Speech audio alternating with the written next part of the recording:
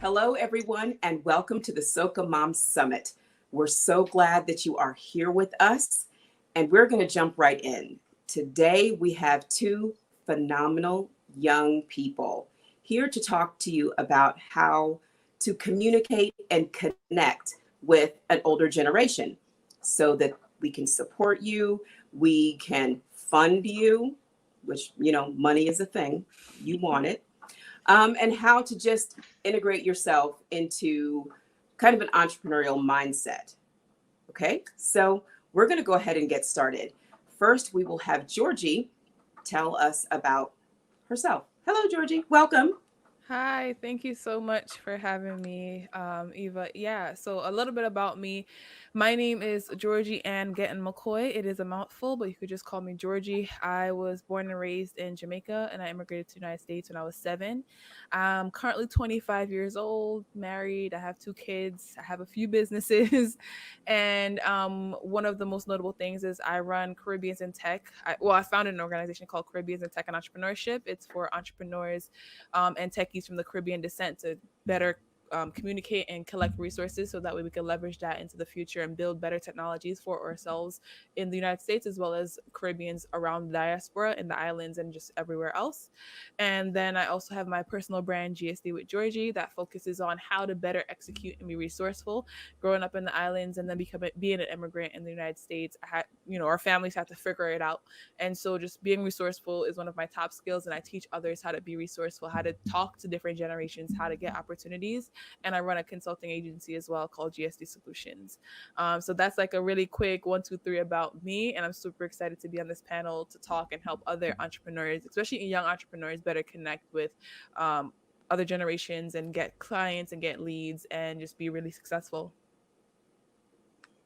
Thank you.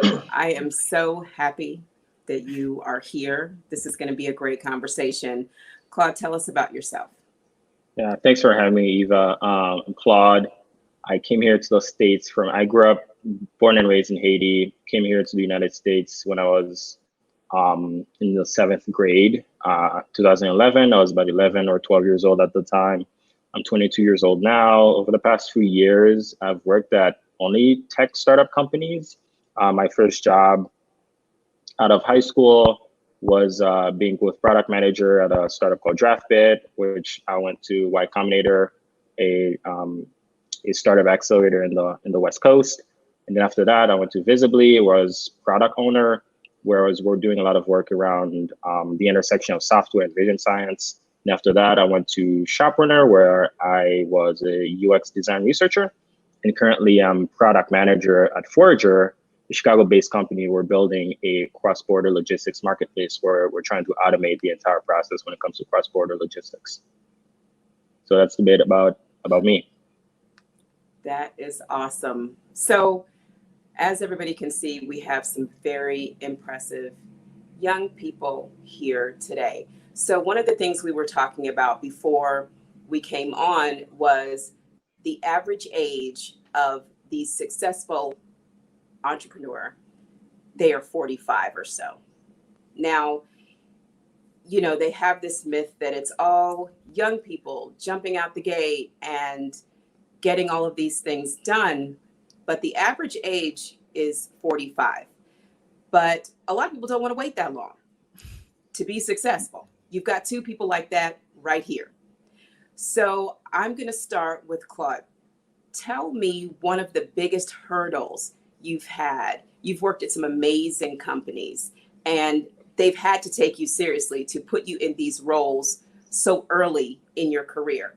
Tell us some of the things that you've had to overcome to get people to believe in you, to get hiring managers to listen to you.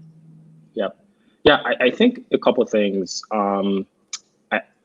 Earlier on, I realized in order to do anything, especially if you're young and unproven, you have to get to know the right people. So the people that have been doing it for a while, the people that can mentor you. So I think that was the first thing, right? I was early, I was unproven, and I was very lucky to find someone who believed in me and offered me, my very first job. His name is Brian Lorison, and I'm forever grateful that I got connected with him. But I think in order to overcome that, I made sure I've always reached out to people to ask for help. I think that's the number one thing is know, because when you're young, you don't know what you don't know. And in order to overcome that, you have to talk with people it's done it for, forever. People that have decades, that are decades ahead of you. So that was always super important to me to make sure I get the right mentors and, surround myself with really, really smart people, but also really, really wise people. So people that tend to be older, people that's done it before. And that was my main way of overcoming it. I think the second way is once I get put into a job is just proving myself. So like working super hard. I don't think, there's no way around that. There's no hack for it. You have to work hard. You have to prove yourself. You have to get the job done. So I'd say two things. First is, putting myself in the right place to connect with the right people. And second, just working super, super hard. So what are some of the hurdles that you've had to overcome, Georgie? Because he talked about, working super hard once you get in there, but also being connected with the right people. And you were able to connect with the right people and connect other people.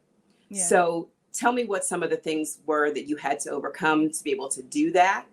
And like some tips that people can employ to feel more comfortable doing that.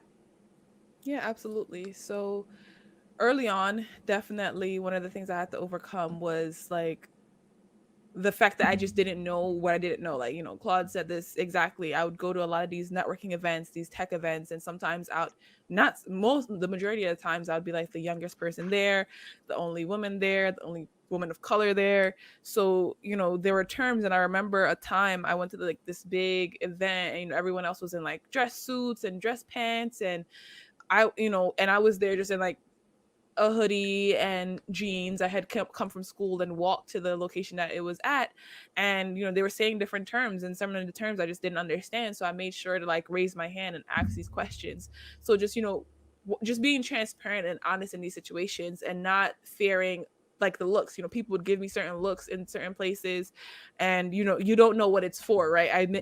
I'm hitting so many different minority groups and like underrepresented groups at the same time that you don't know why they're giving me looks. Is it because I'm not in a professional suit? Is it because I'm Black? Is it because I'm a woman? Is it because I'm an immigrant? Is it because I'm Caribbean? Like, I don't know. So just really recognizing that I just have to show up and be present, and no matter what whatever looks at anyone gave or any comments people might say, just recognizing that I'm here for a purpose. I'm here to connect with the right people, and I did connect with all the right people, and whoever just wasn't a connection that I needed to make, just ignore them. So it was definitely an obstacle of like ignoring what doesn't serve me, as well as like being consistent and showing up no matter if I don't have all the right credentials or the right look or the right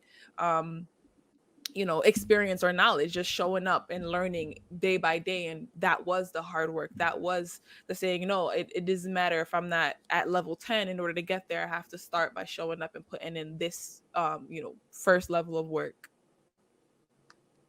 So one of the things that stuck out to me is being transparent, just saying, I don't know, being comfortable saying, can I get some help? And a lot of times, I remember when I was your age, I wanted to show up and prove myself before I knew what was going on, right? And it doesn't serve you. It kind of puts you out there and you don't have an opportunity to, like, you always end up defending yourself.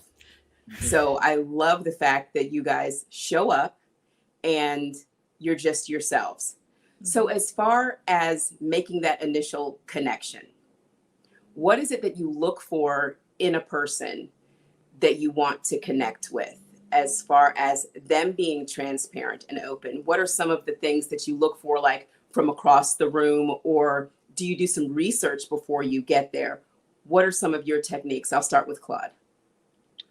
Yeah, I think a couple things. The first thing is making sure the person is in the right, like a vertical that I care for, that I care about. So I've always wanted to work at startups or running my own startup. Actually, that's what I did after high school. Right after high school, I started a company which failed, but that eventually led me into my first job because the angel investor who invested in it hired me after that.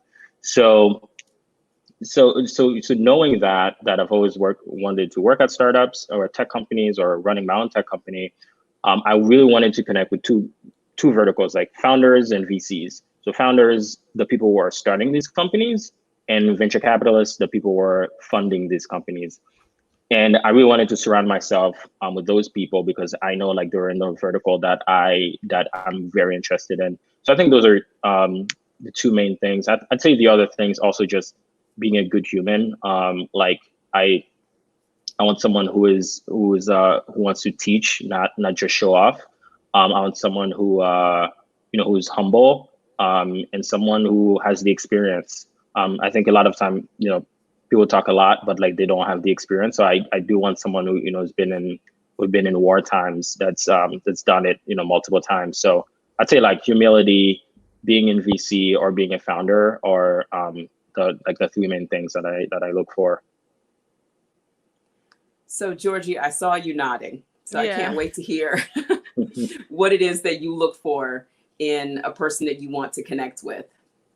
Yeah, absolutely. So I'd love to echo everything that Claude said, but just, having somebody that is when you go up to them, they're not just talking to you about like the sale or the transaction. I want to build some type of conversational relationship with the person. I want to build and understand, okay, this person, these are their goals, these are their values. So values are very important to me as well. Like, what do you really stand for behind, oh, my company is doing XYZ? What do you really stand for is something that's essential to me, because I've come across people that, on paper, they look like the best people in the world, right? And it's like, I'll do a little bit of research just to kind of know what key points to bring up, especially if it's like a talk and I want to speak to the speaker at the talk.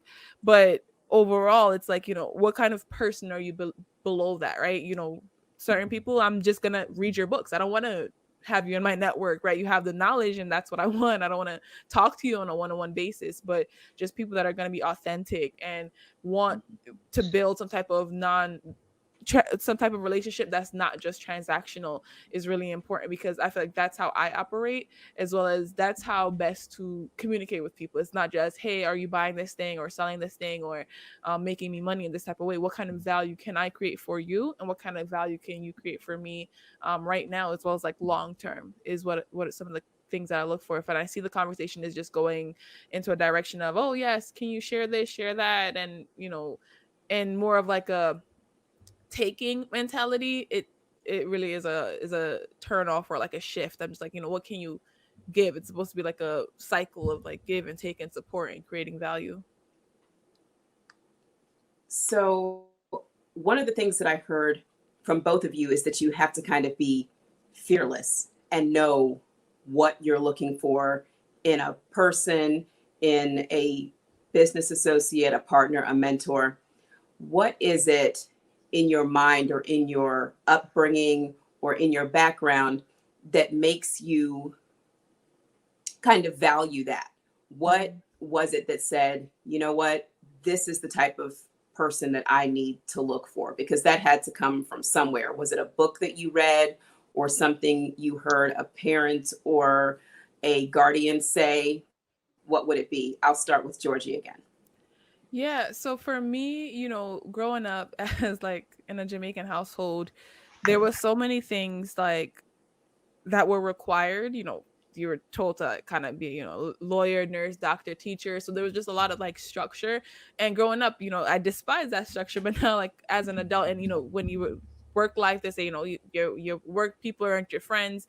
And so, but then when I did see family members connecting with work colleagues after work, it was because of like the value and the stronger relationships that they were able to build with each other. And so from an early age, I valued those relationships, and I valued like the business type of relationships that I did see around me of, okay, this person has been a business partner. My uncle and my dad are entrepreneurs, and they would have the same business partners for 10, 15, 20 years at a time. And it was because of those type of skills. So I wanted to have those long-term business partners. I wanted to have people that I could trust, not only with my money, but if I said, hey, my kids are at the office, like I could trust you around my kids as much as I could trust you around my money.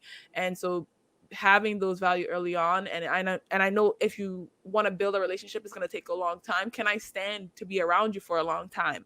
And your values is going to be something that's going to come in between me saying, yes, I want to work with you for a longer time, or this business relationship just has to come to an end after we finish that like contract. And so, those things were instilled in me from a very young age of people need to be honest. People need to have like ambition, be hardworking, have something that they strive for, have something that and have values. Like you have to have values. And if you don't, stand for anything, you'll fall for everything, was kind of like the mentality. So getting that early on, it was essential to kind of who I am now.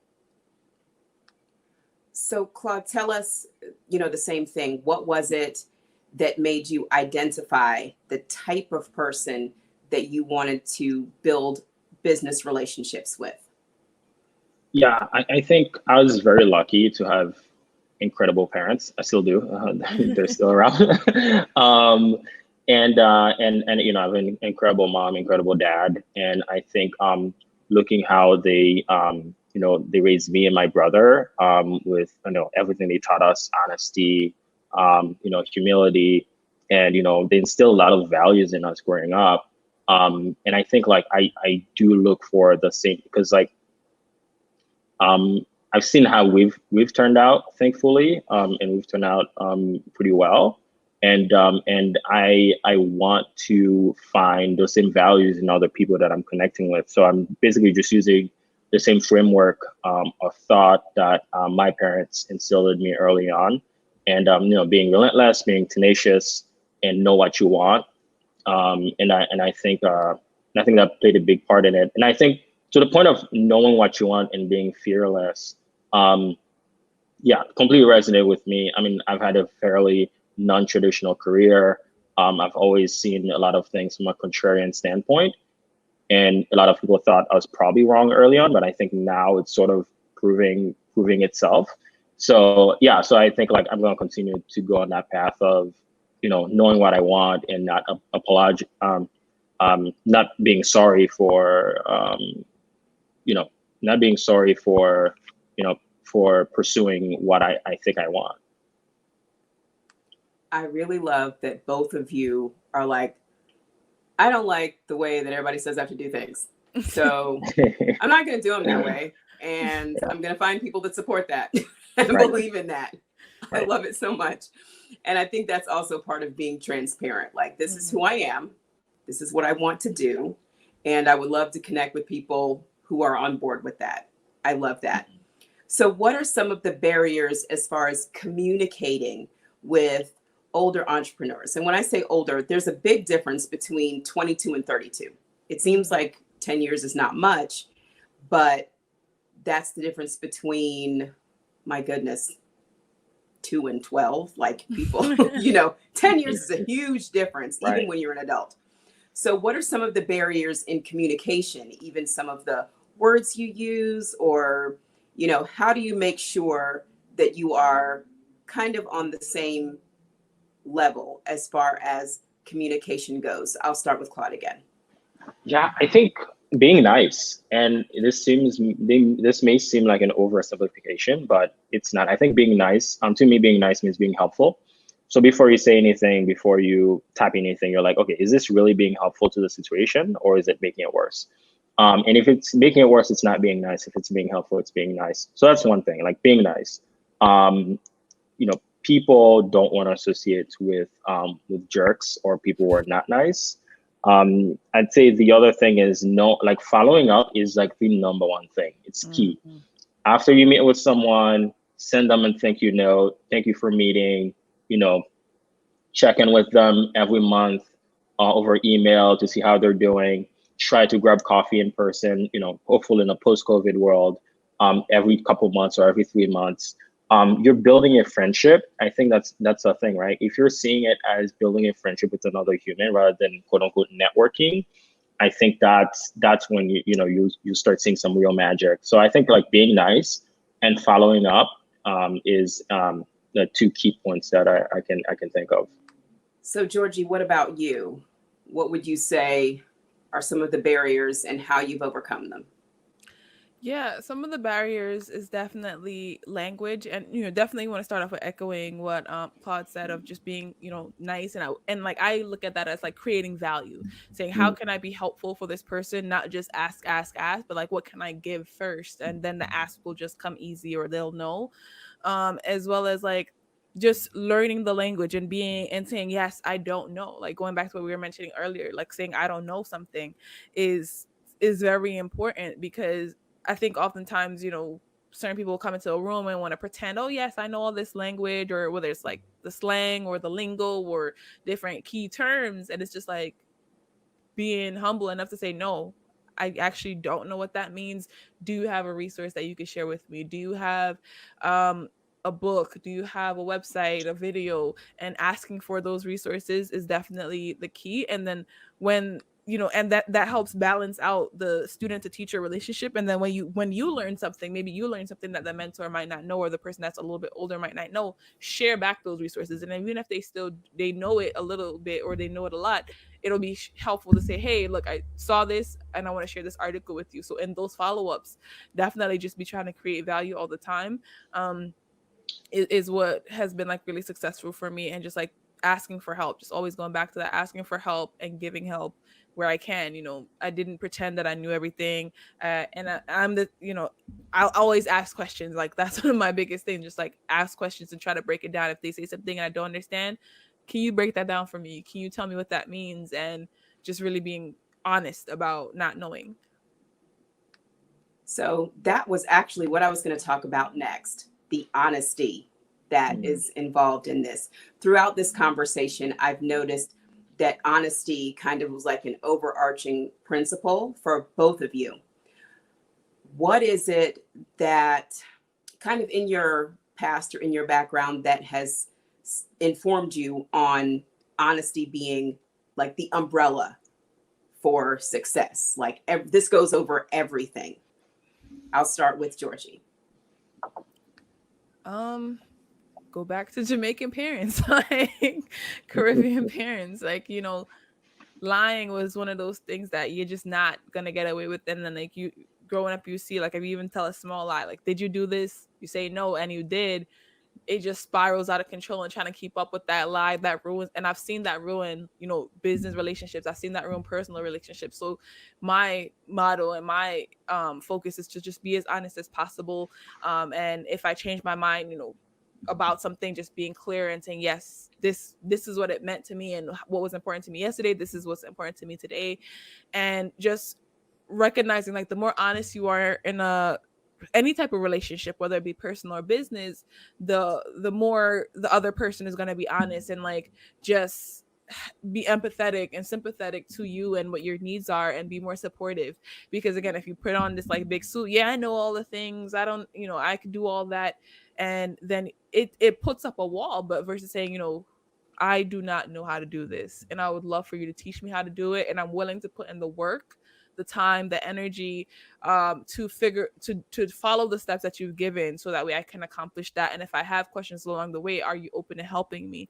And most times people are. But if you pretend like, oh yeah, I know it all, you don't need to teach me anything, then why would they spend time with you? Why would they invest that support in you?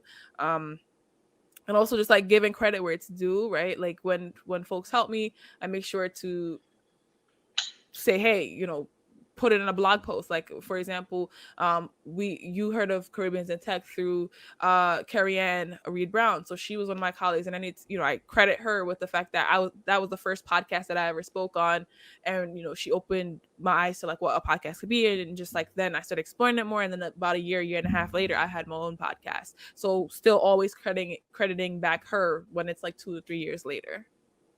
She's an amazing person, by the way. Definitely, she is. She's been, you know, a SocaMom staple for probably most of the 9 years. She's an amazing person to know.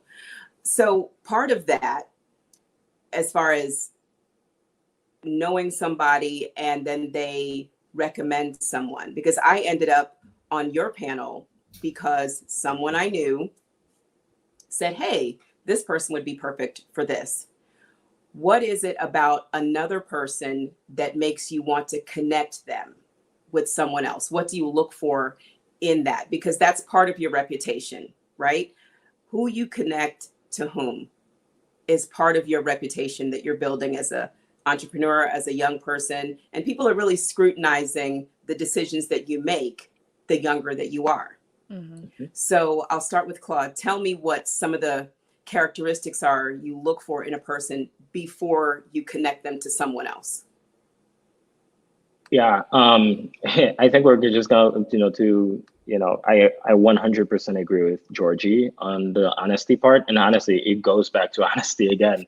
I think that's one thing where, and the reason for that is because it's, like lying and and not being honest, you cannot take that back. So it's the one thing you cannot take back ever. So that's number one. You always got to make sure you're 100%, bulletproof on that. I'd say the second thing is, two people, a lot of time, they have similar interests, they have similar stories, they just don't know each other. And I do get a good thrill in like seeing these connections happen, and because like those two people will probably never run into each other, but to be the one to make that introduction, I think that's really satisfying to me. I think the other thing is also you see the magic that happens once they know each other. Maybe they're gonna start working on a project together and they start a company together, or maybe one is starting a company and invite the other one to work for them, or one may just get a big job and invite the other one to work for them. So there's just so many endless opportunities from connecting to different people. I think seeing what happens post connection a lot of time is super satisfying to me. So this conversation has been amazing. I do not want it to end, but sadly it has to.